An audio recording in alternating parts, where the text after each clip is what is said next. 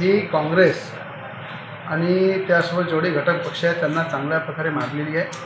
आज तुम्ही पाहिलं एनडीएचे बहुमत आणि प्रचंड बहुमताने मोदीजींचा चेहरा, अमित शहाजींचा चेहरा आणि आमच्या राज्याचे मुख्यमंत्री देवेंद्र फडणवीस हे सुद्धा स्टार प्रचारक होते।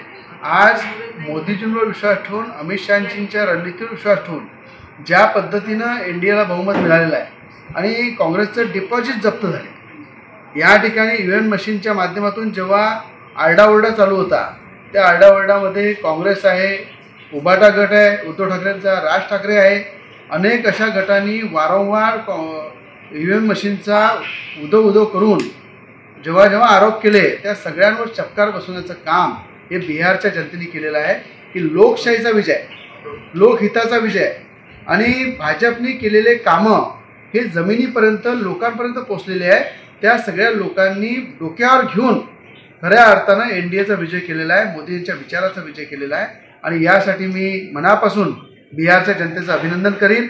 आणि आता तरी उद्धव ठाकरेंनी थोडं सुधारलं पाहिजे। आता तरी राज ठाकरे असो, उद्धव ठाकरेजी असो, शरद पवार गट असो, काँग्रेस असो, आज खऱ्या अर्थानं पूर्ण देशामध्ये हे ठरलेलं आहे की या देशाचा जर कोणी पप्पू आहे तो राहुल गांधीच आहे आणि महाराष्ट्राचा जर पप्पू आहे तो आदित्य ठाकरे आहे। अशा प्रकारचं बिहारच्या जनतेने यांना चांगल्या प्रकारे जागा दाखवली आहे। म्हणून खोटा प्रचार करून, ईव्हीएम मशीनचा खोटा प्रचार करून कुठंतरी राजकीय रोट्या शेकल्या नाही पाहिजे। लोकतंत्राचा, लोकशाहीचा आदर केला पाहिजे अशी उद्धव ठाकरेंना माझी सलाह आहे। आता तुम्ही बघितलं नगरपंचायत, नगरपालिकेचे इलेक्शन लागलेले, येणाऱ्या या सीझनमध्ये वन साईड या ठिकाणी संपूर्ण नगरपंचायत, नगरपालिका निवडून येईल।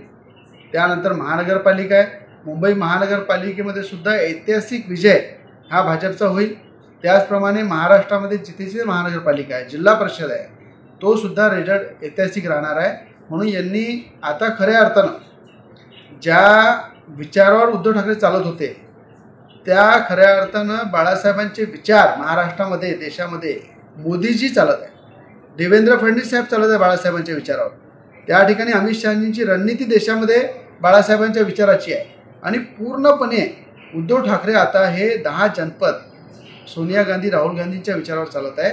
म्हणून मला असं वाटते जी परिस्थिती काँग्रेसची बिहारमध्ये झाली आहे तीच परिस्थिती उबाटाची महाराष्ट्रामध्ये राहील, ती मनसेची राहील आणि तीच काँग्रेसची राहील, त्याच्यामध्ये कुठली शंका नाही।